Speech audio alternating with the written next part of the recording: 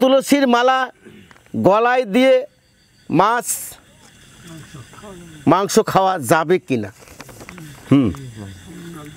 মানুষ সৃষ্ট প্রাণী তুলসী। তুলসী একটা বৃক্ষ, তুলসীতে গুণ আছে 108টা। এরকম বিভিন্ন গাছে গুণ আছে। বেলের গাছে 160টা গুণ আছে। বেল যদি কোনো মানুষে খায় 70 থেকে 21 দিন পর্যন্ত গা শুদ্ধ থাকে। এরকম গুণ তুলসী কুশের মধ্যে গুণ আছে, মিষ্টি আছে, অনেক শক্ত উপরে কিন্তু ভেতরে মিষ্টি আছে, মরিচে এখনো ঝাল আছে। প্রত্যেকগুলো গাছের গুণাগুণ রয়েছে। তুলসীতে একটু বেশি আছে। অথর্ববেদে 9040টা গাছ দেখেছি, তার মধ্যে তুলসীতে বেশি গুণ, 108টা গুণ। তুলসীর প্রধান গুণ, কোনো খাদ্যের উপরে তুলসী না দিলে ভগবান সেটা গ্রহণ করে না। তুলসীতে একটি শ্রেষ্ঠ গুণ আছে, মৃত্যু মানুষের সঙ্গে দেওয়া হয়। শাস্ত্রে বলছে তুলসীটা যত ধীরে শুকাবে তার বিচারটা তত হালকা হবে। এরকম তুলসীতে এই গুণগুলো লিপিবদ্ধ করা হয়েছে।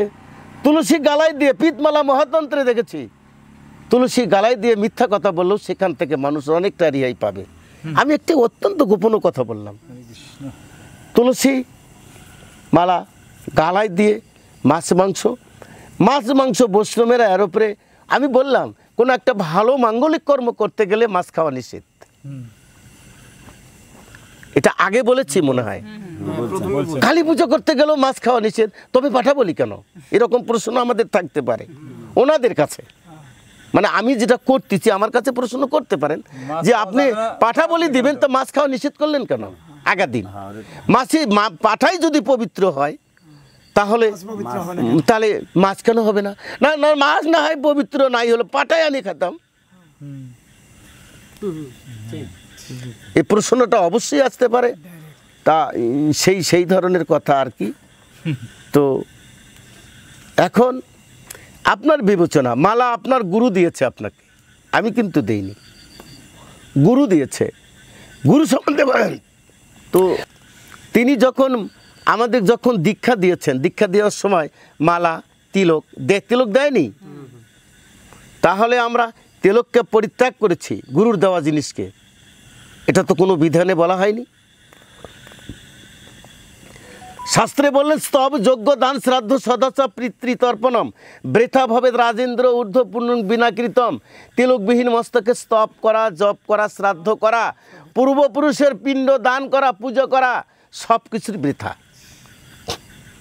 তা আমরা গুরুর দেওয়া জিনিস ত্যাগ করেছি, তিলক আমরা ধারণ করছি না। এখানে আমি খাইতে নিষেধ করিতে পারিব না, কেননা রাবরুচি খানা আর পররুচি পার না। মৎস্য খালে মন নিম্নগামী হয়, আগেই বলেছি। কৃষ্ণ ভজন করতে গেলে মৎস্য মাংসকে ত্যাগ করতে হবে হ্যাঁ, শাস্ত্র হিসাবে। সত্যি ভাগবত প্রভুর নির্দেশ। হরে কৃষ্ণ।